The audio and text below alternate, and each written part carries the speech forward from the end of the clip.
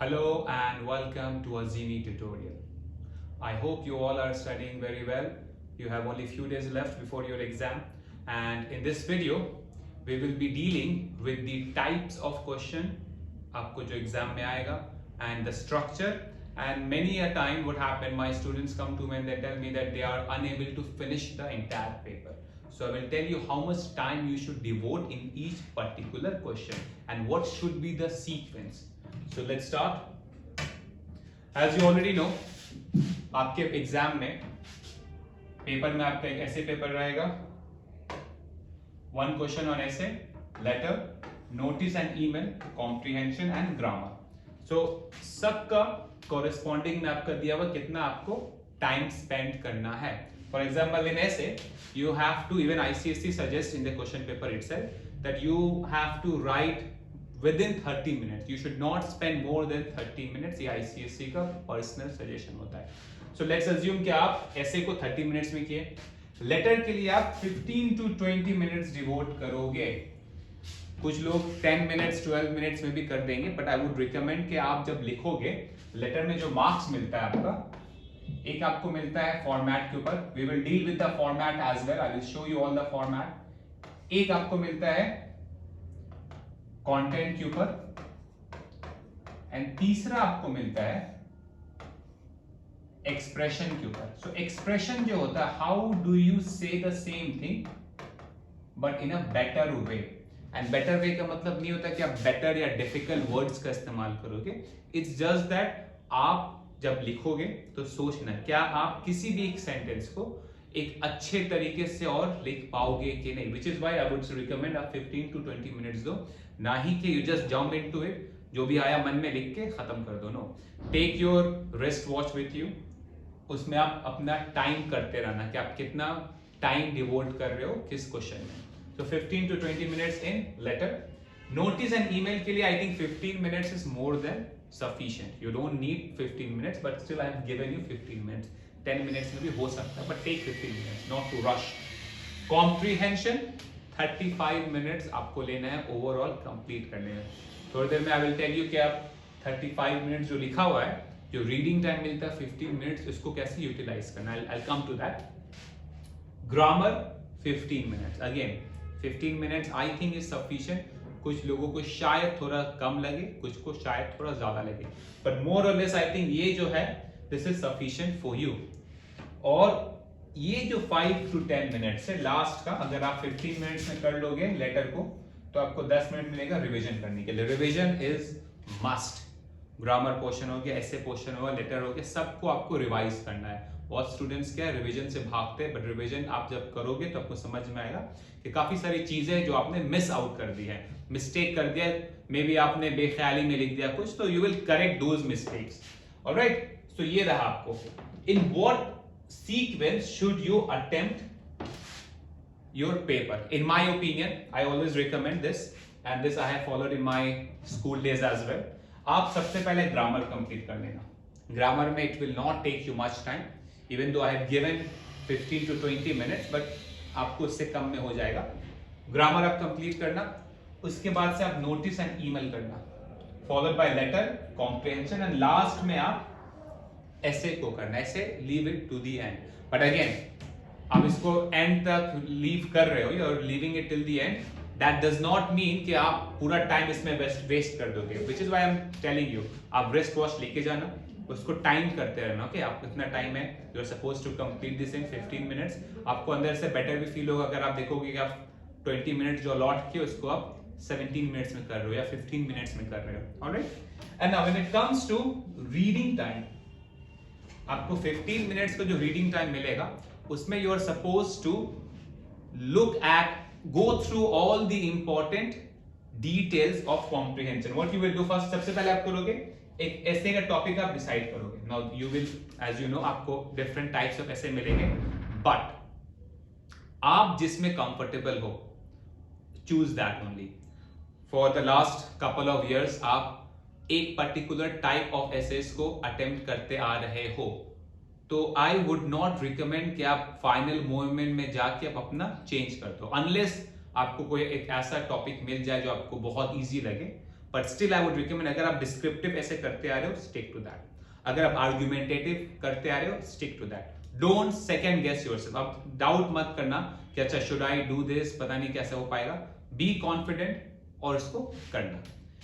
Second, आप एक बार choose कर लिए कौन सा टॉपिक है आपको चूज करना है ऐसे में. उसके बाद से you will spend your time reading the comprehension very carefully, and then you can locate the answers as well. You're not supposed to write anything on the question paper, but still you can locate. आपको mental में आपके mental image रहेगा आपको कि अच्छा इस question का answer यहाँ पे दिया हुआ है. Focus on that. तो ये 15 minutes बहुत ही important है. You are not supposed to waste it. एक दूसरे का चेहरा देखने में कि बाकी लोगों का क्या रिएक्शन है, फर्स्ट एग्जाम है, फर्स्ट टाइम बोर्ड एग्जाम दे रहे हो. Even though I have told you many times that it is going to be the easiest exam of your life. All right. So you have to take use of this 15 minutes, not just in language paper, but also in all the exams. After that, okay, let's see. ऐसे क्या होता है आपका? या तो आपका एक short story type रहेगा, या तो narrative रहेगा, या तो argumentative, descriptive, picture composition. I'll just spend 2 minutes on this. अगर आप स्टोरी राइटिंग लिख रहे हो, if you are comfortable with that, keep few things in mind. Story में आपका एक प्लॉट होना चाहिए. प्लॉट मतलब क्या स्टोरी है, ऐसा नहीं कि बस रैंडम लिखे जा रहे हो बिना कुछ समझे हुए. पहले आप ब्रेनस्टॉर्म करना, बैठ के अपने आप से खुद से समझना कि अच्छा ये प्लॉट आप लिखने वाले हो. सेकंड, स्टोरी में आपका कैरेक्टर्स होना चाहिए. विदाउट कैरेक्टर्स आप स्टोरी नहीं बन सकती है. उतना आपके पास टाइम नहीं रहेगा. 350 वर्ड्स के अंदर आप you won't be able to write, you won't be able to make round characters, flat characters. I not delve into that. Just remember characters होना चाहिए. नंबर 3, सेटिंग रखना. सेटिंग मतलब ये कहानी जो है, where is this story taking place, place and time period कब है. Is it taking place during World War I, World War II, अभी present modern era क्या है. So just keep these things in mind. Plot होना चाहिए, characters होना चाहिए, setting होना चाहिए. अगर आप dialogues का इस्तेमाल कर सकते हो, well and good. नहीं भी करोगे तो indirect speech में भी you can write it. When it comes to narrative, keep in mind कि आप जो narrate कर रहे हो वो एक sequence wise narrate कर रहे हो event. Okay? सुबह उठे आप, सुबह उठने के बाद आप फ्रेश हुए, उसके बाद से आप स्कूल के लिए गए, उसके बाद से जो भी इंसिडेंट हो वो ऐसा मत लिखना आप सुबह उठे स्कूल चले गए फिर आप फ्रेश हो रहे हैं. जो इवेंट है सीक्वेंस उसको मेंटेन करना नरेटिव में. आर्गुमेंटेटिव में आप देखोगे, for example, peer pressure is a force for good. Express your views either for or against this statement. For or against, तो आपको you have to stick to one particular stance. अगर आप for लिख रहे हो तो आप पूरे ऐसे में आप फॉर ही लिखोगे. बीच में ऐसा मत करना कि लास्ट पैराग्राफ में आप अगेंस्ट का भी एक पॉइंट दे दो, ऐसा मत करना. अगर आप फॉर लिखे हो तो पूरा फॉर होना चाहिए. अगर आप अगेंस्ट लिखे हो तो वो पूरा अगेंस्ट होना चाहिए. कोशिश करना, अगर आर्गुमेंटेटिव अटेम्प्ट कर रहे हो, try to analyse it. This goes for all the essays rather.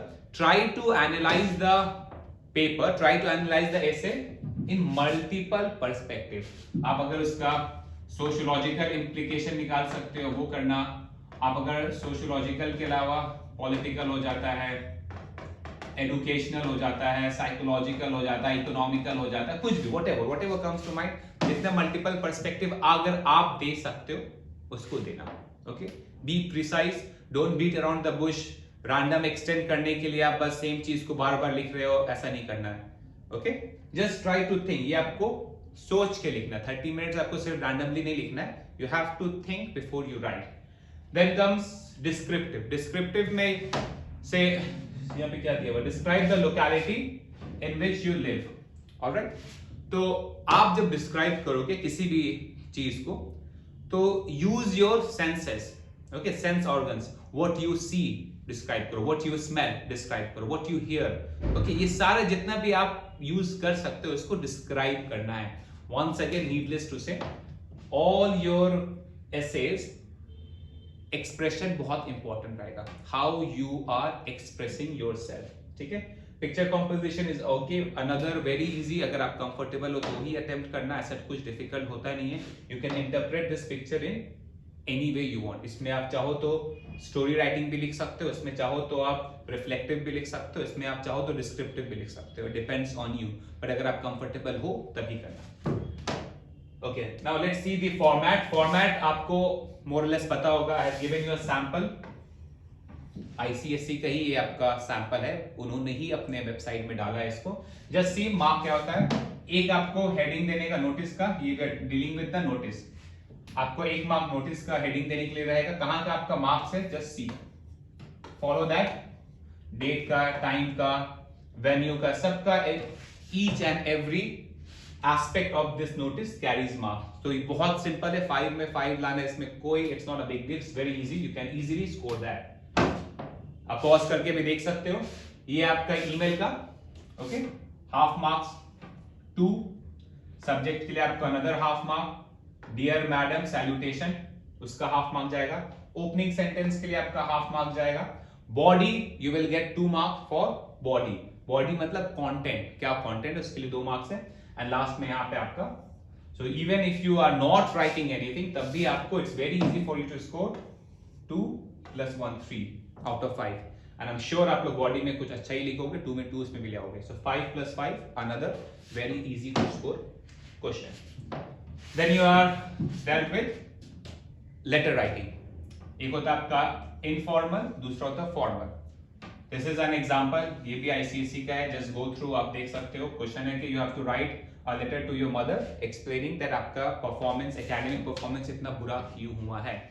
इसमें देखो आपका, आप लिखोगे खुद का एड्रेस, डेट का ये तरीका होता है, just see to it, dear my dear mummy या dear mummy comma, and then इसको आप कोशिश करना 3 पैराग्राफ में मिनिमम ब्रेक करना है। ऐसे ऑल्सो, ऐसे में आपका एक इंट्रोडक्शन रहेगा, body can be subdivided into 3 paragraph, and then conclusion.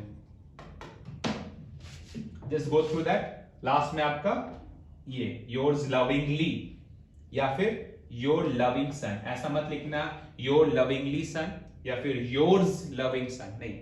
अगर आप योर्स लिखोगे तो यहाँ पे लविंगली रहेगा, ये एक और मिस्टेक करते लोग। और अगर आप योर लिख रहे हो तो योर लविंग सन, डॉटर, जो भी हो उस हिसाब से रहेगा।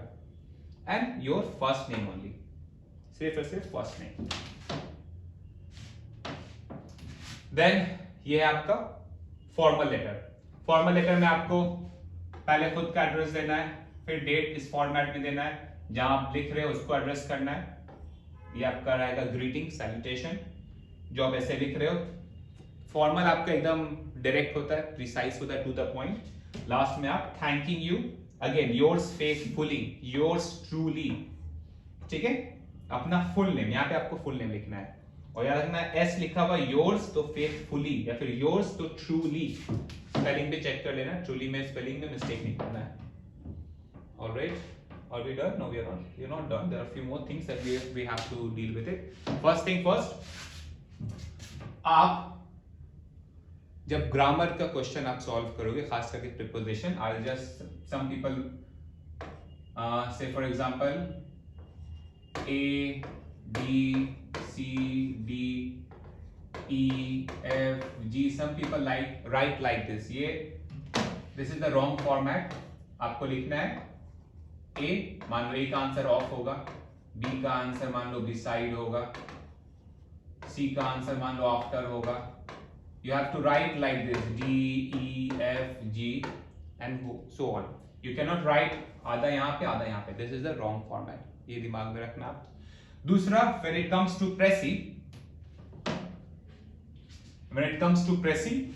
प्रेसी में आप क्या करोगे? कुछ लोग लिखते हैं रफ ड्राफ्ट, ये आपको नहीं लिखना है, ये आपको अवॉइड करना है। रफ ड्राफ्ट नहीं, draft by default he rough होता है। You will not right rough draft, आप क्या लिखोगे? आप लिखोगे रफ ग्रिड। आप रफ ग्रिड बनाओगे, ठीक है, फिर आप फेयर ग्रिड बनाओगे। ओके, रफ ग्रिड होता है एंड देन फेयर ग्रिड।